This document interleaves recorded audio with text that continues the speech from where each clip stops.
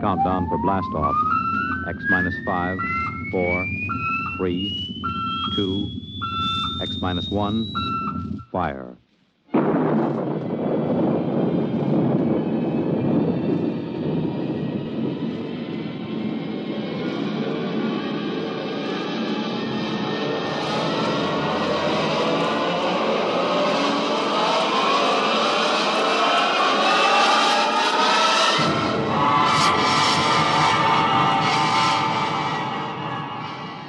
From the far horizons of the unknown come tales of new dimensions in time and space. These are stories of the future, adventures in which you'll live in a million, could be years, on 1,000 maybe worlds. The National Broadcasting Company, in cooperation with Galaxy Science Fiction Magazine, presents X minus 1.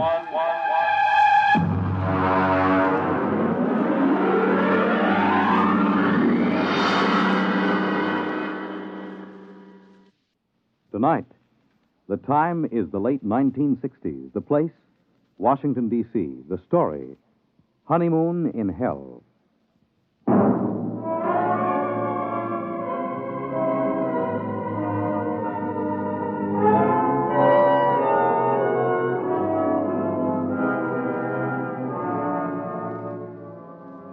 My name is Carmody.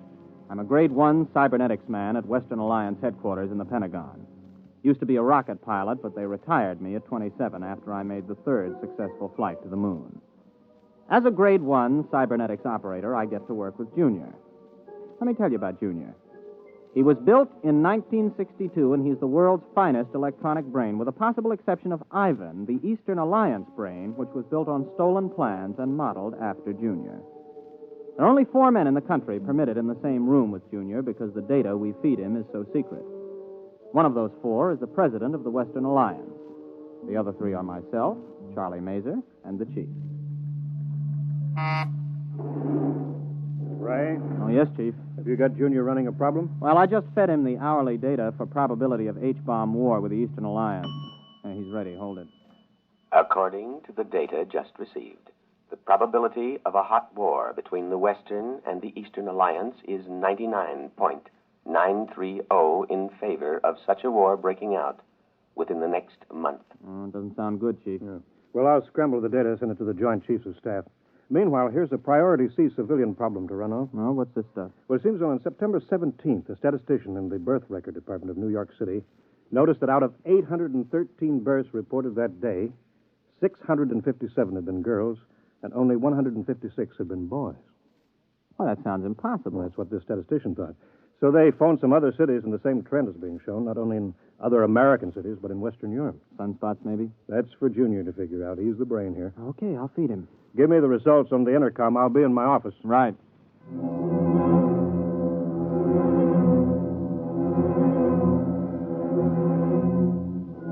I didn't really pay much attention to the problem at the time. As a Grade 1 operative, I was more interested in asking Junior questions on security, ballistics, missiles, rocketry, and so on. The Eastern Alliance would undoubtedly have traded 3 puppet governments and the tomb of Lenin to have an agent as a Grade 1 operative. But I took the birth statistics and fed them in and waited. Junior, incidentally, responds to vocal stimuli. Speaks 12 languages. Got the answer, Junior? I have. Okay. The present statistics, if the trend is projected for another day, indicate a definite dangerous imbalance. If the trend is irreversible, unless new methods of reproduction are developed, the population of the United States and Western Europe will die out in 1 1/2 generations.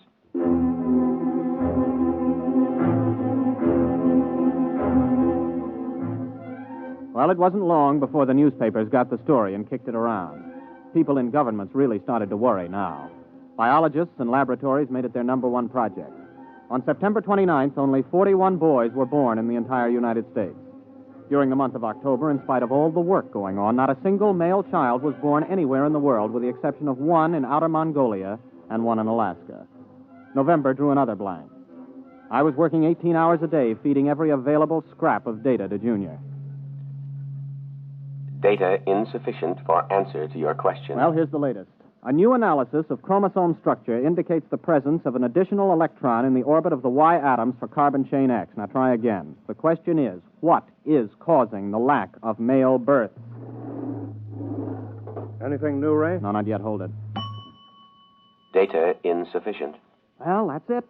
We've fed Junior every scrap of information that every physicist, geneticist, chemist, and biologist in this half of the world knows, and all he does is say data insufficient. Yeah, well, the operator who had him last night didn't do any better. Any more information on the Eastern Alliance? Have they made any progress? No, but at least the talk of a hot war is dying down. Well, they're still working on a space station, aren't they? Oh, yes, we're both going ahead with that. But, well, this seems to be a common problem now. You know, in spite of hydrogen bombs and ICBMs, people don't really expect the whole race to die out from a war. But the complete lack of male children, now that's something that every family can understand. Has anybody thought of the possibility of some kind of radiation from outer space that's damaging the chromosomes, something our instruments can't detect? Everybody's thought of it. Nobody's proved anything. Well, keep trying, Junior. Maybe he'll come up with something. Okay. Junior, I'm ashamed of you. Answer me. Information recorded. Look, you're a whiz on rocket fuels and space orbits, but when it comes to women, you're a total bust, just like me. I don't understand them and never will. Information recorded.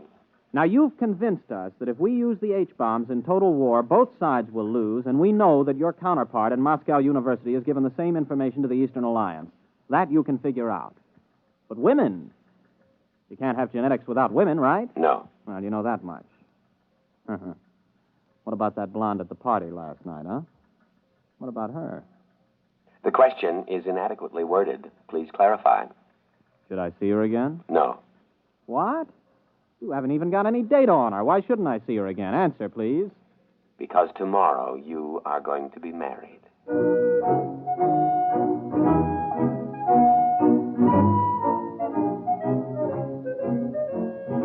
Well, I almost jumped out of my chair. Junior had gone stark raving mad. Besides, Junior never made predictions unless he had some definite data. There wasn't a woman on Earth I had the slightest interest in marrying. I was a confirmed bachelor. So, unless somebody else had been feeding phony data into Junior, which was almost impossible since he already had enough data to check any flaw, well, I figured he'd blown a transistor. Come in. Oh, Chief, I was just going to tell you that... Oh. Ray Carmody, this is the president of the Western Alliance. Captain Carmody, Mr. President. Glad to meet you, Captain. Oh, I'm very honored, sir. The president came here specifically to talk to you, Ray. To me? Captain Carmody, you have been chosen to have the opportunity to volunteer for a mission of extreme importance. Now, there's much danger, but not as much as on your previous trip to the moon. Previous trip, sir?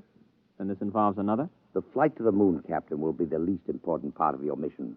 What's at stake here is the survival of the human race. Chief, perhaps you'd better explain the rest. Mm-hmm.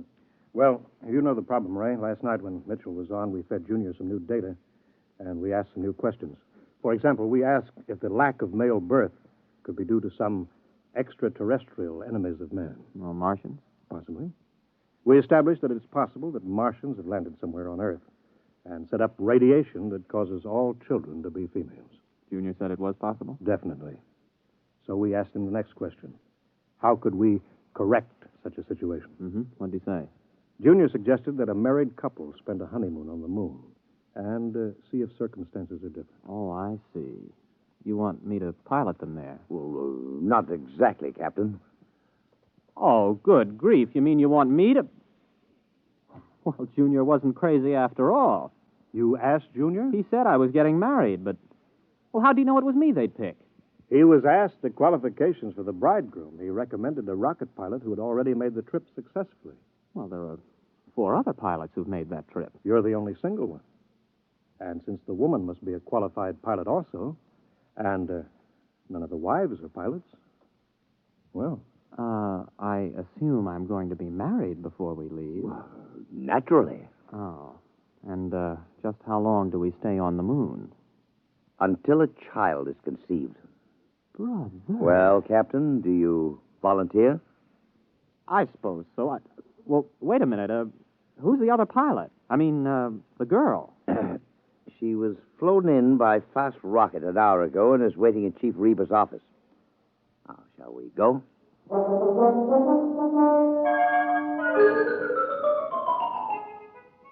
There were some officials there, and a justice, and my bride. She was small, dark, slender, and very attractive. I was so busy looking at the way she filled out her uniform in just the right places that I almost overlooked the fact that she was dressed like an Eastern Alliance pilot. Captain Ray Carmody, may I present Lieutenant Anya Borisovna? You mean this is... an enemy pilot? Pleased to meet you, Captain. Yes, I'm pleased to meet you. Mr. President, Captain, this marriage is being done on an international basis for important diplomatic reasons. Both alliances have been advised by their cybernetic machine that the experiment, if it is to benefit humanity, must bring all the major powers together. Miss Borisovna is 24, an experienced rocket pilot like yourself, and quite attractive, if I do say so myself. Thank you, Mr. President. Now, if you're both ready, the Chief Justice of the Supreme Court will perform the ceremony. Well, there's just one thing, Mr. President.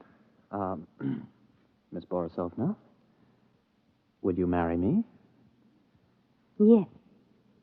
And you may call me Anya. Okay. Mr. President, we're ready.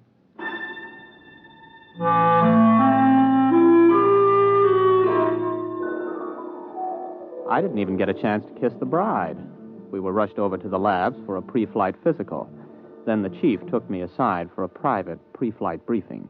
Congratulations, Ray. Sit down. Thank you. Now, 0 hours at 10 o'clock. Only half an hour? We've known about this for several weeks now, Ray. Ship is ready.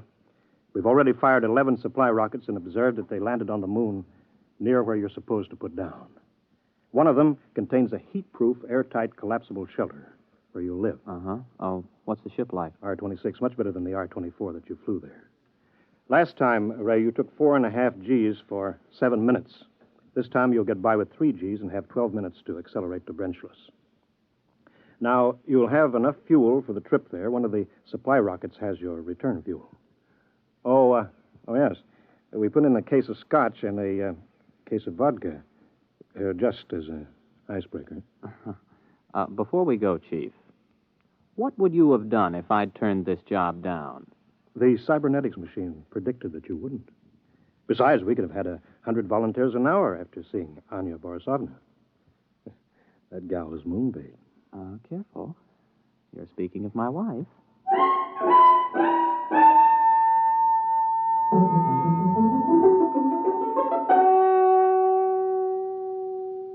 Tower to R-26. Are you both strapped in? Anya, you strapped into the webbing? Yes. Okay, Chief. The time is X-15. I have a message from the President. Quote, "The people of the world are watching. Don't fail them. I have messages from the Soviets, the Chinese, the British, the Indians, all wishing you well. You are the hope of mankind, and all mankind unites as it has never before united in giving you its blessings.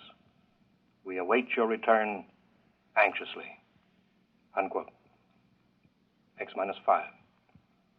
4, 3, 2, X-1.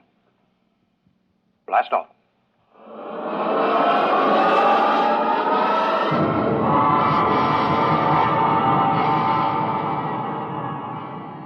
The sound that was beyond all sound struck us like a giant muffled hammer. It built up until we weighed 480 pounds, pressed flat against the webbing. Sound and pressure went on and on interminably. Then we reached Brenchless, free of the pull of Earth. I blacked out. When I came to, a lovely face was bent over mine, 2 dark eyes smiling at me. Are you all right, Ray? Oh, yeah. Are we weightless? Yes. I shut off the fuel. We won't need it until we land. Oh, thanks. If you would teach me, I could help you land the ship. Oh, I've never been to the moon. Well, sure. Just slide over here to the control panel. All right. Like this? Oh, that's fine. We've got about 4 hours Earth time to get acquainted. Have you known many women? A few. Have you had any boyfriends? One or two. Well, I was never really serious about anybody. Oh. You, have a family? Yes. In Magnitogorsk. Oh. I'm from Brooklyn. How long have you been a rocket pilot? Oh, since I was 18. I'm 27. I'm 24. I learned rockets when I was 18 also. Oh. Well, we better concentrate on the ship just now. Later on, we can talk about ourselves more. Meanwhile, though, I hope you're not sorry. I mean, about this business. I guess it isn't very romantic. I'm not sorry.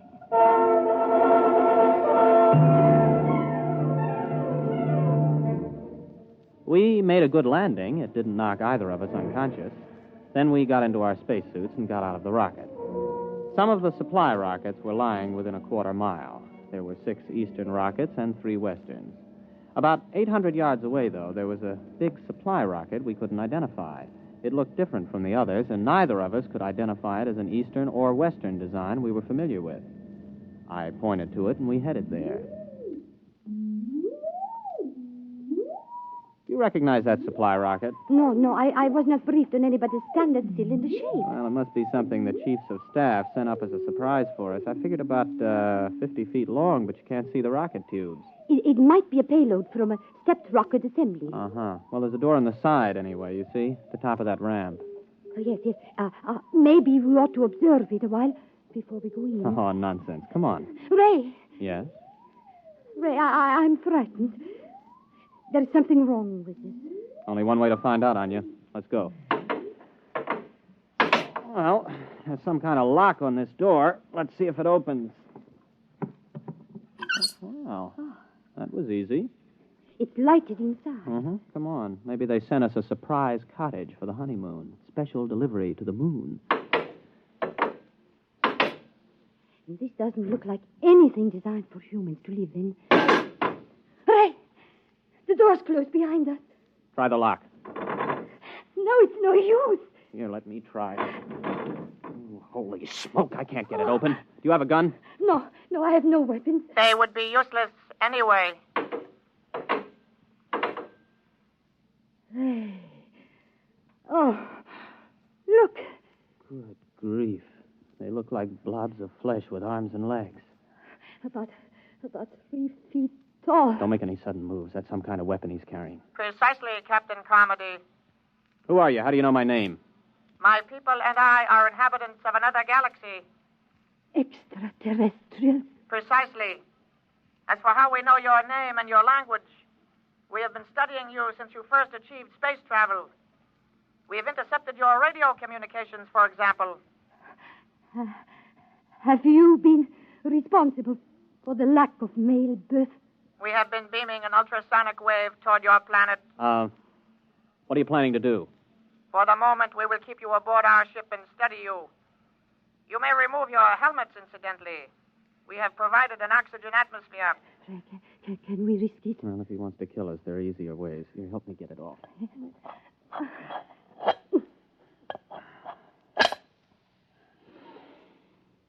Well, it breathes pretty good. Keep your helmet with you. You may make yourselves comfortable. We will bring you food and liquid from your supply rockets. Do not attempt to escape, please. It could be most unpleasant.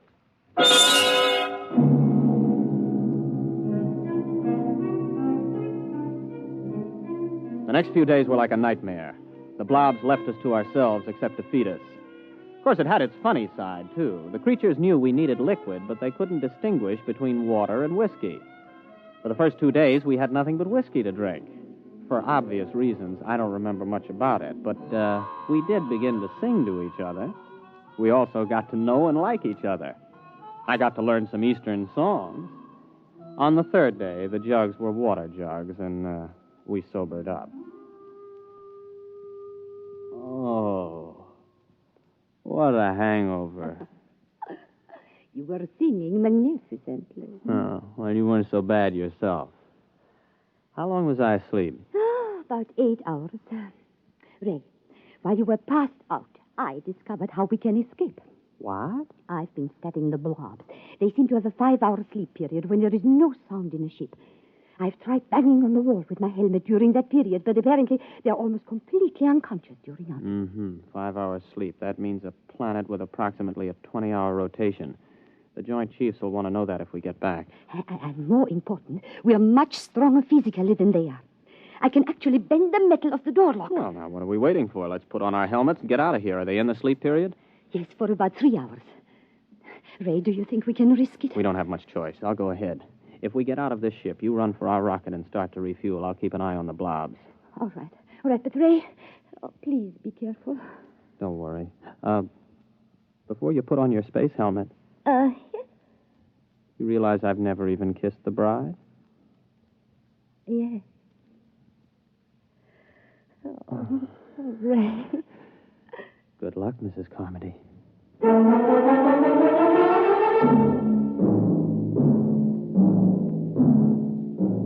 By the time I reached the ship, Anya had the rockets refueled. I jacked up the tail fins and we headed for space.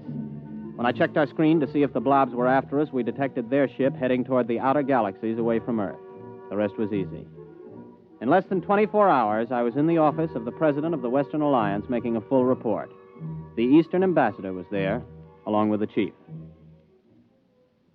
Captain, this story is incredible. Well, I'll be glad to submit to a lie detector, Mr. President. There's one on its way. Our embassy is questioning Miss Borisovna right now to see if her story is similar. Are you positive they were extraterrestrials? I mean, couldn't they have been, Easterners? If Easterners are 3 feet tall, without bones, and look like little green blobs of protoplasm. Yes. It's for you, Ambassador Coverage. Thank you. Yes. Yes. Yes. Yes. Our woman tells the same story under scopolamine. It must be the truth. Obviously, they went back for reinforcements or further orders. If and when they get back, we've got to be ready for them. My government stands ready to cooperate fully. Excellent. We'll have to build a joint space station, get to the moon, and fortify it jointly. If we pool all scientific knowledge, military data, we may be able to do it. Our propaganda ministry has already received orders to put everything into reverse gear. Carmody, I don't know how the world can ever thank you and Miss Borisovna. You not only averted a suicidal war between the East and West, you've also managed to draw us together in a joint effort where international power politics must be a thing of the past. Well, sir, I have a request to make. Anything, my boy. By the way, your wife is on her way over. I'd like to get back to Junior to ask him a personal question before I see her again, if you don't mind. Well, it's rather odd, but I suppose if it's what you wish. Chief, would you let Captain Carmody operate the cybernetics machine alone for a few moments? Right this way, Ray, boy.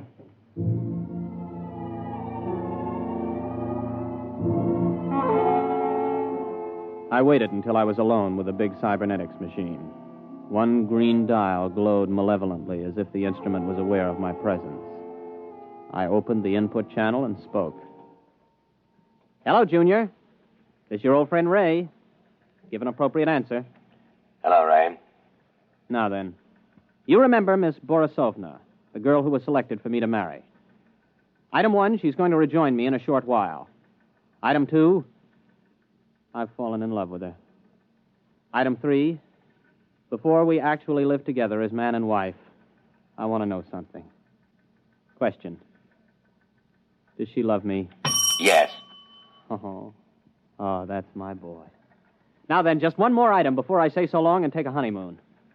Tell me, Junior, why do I have a hunch that those blobs from outer space will never be back? Answer, please.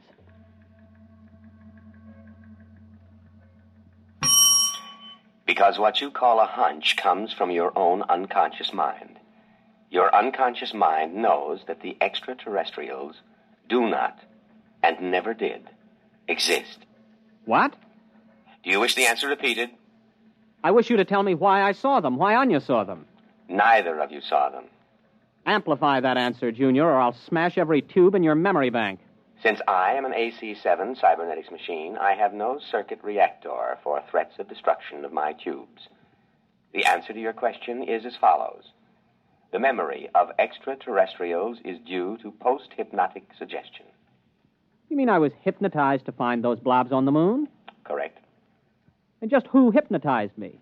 I did. I hypnotized you. Oh. And Anya? A similar AC-7 cybernetics machine located at the University of Moscow. Would you explain why? Cybernetics machines are constructed to help humanity.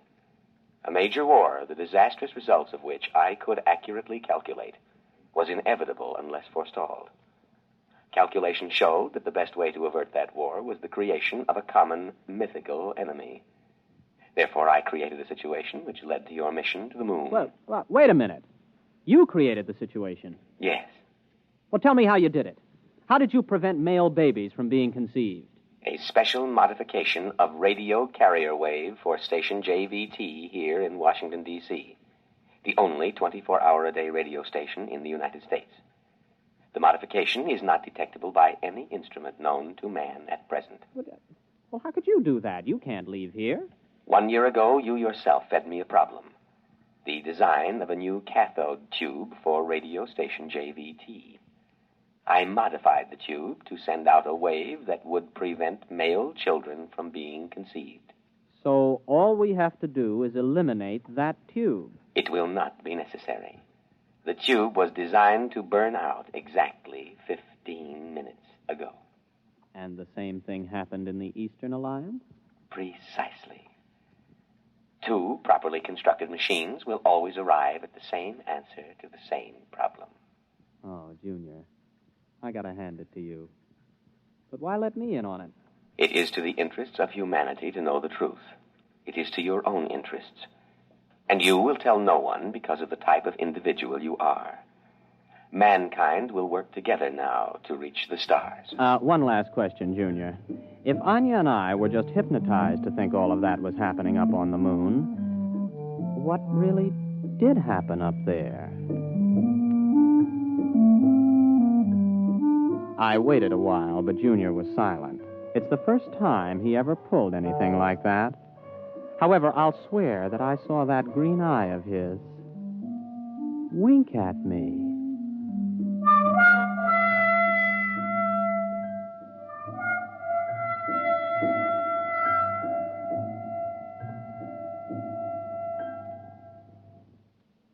You have just heard X-1, presented by the National Broadcasting Company in cooperation with Galaxy Science Fiction Magazine, which this month features Butterfly 9 by Donald Keith. The story of Jeff, who needed a job, and a man with a job to offer. One where giant economy-sized trouble had labels like fake make, bumsy, and peakage. Galaxy Magazine on your newsstand today.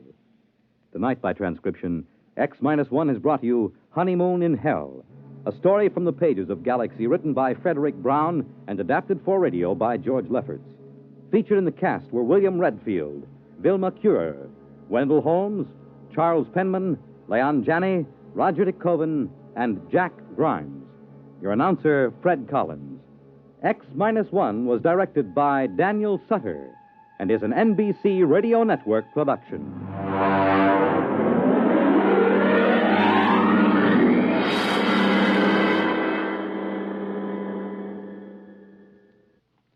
To keep the fight against heart disease moving steadily forward, you're urged to support your Heart Fund. Send a generous contribution to your local Heart Association or to Heart, care of your local post office. When you help your Heart Fund, you help your heart. Hear the latest up-to-the-second news with Frank Blair, weekday mornings on most of these stations.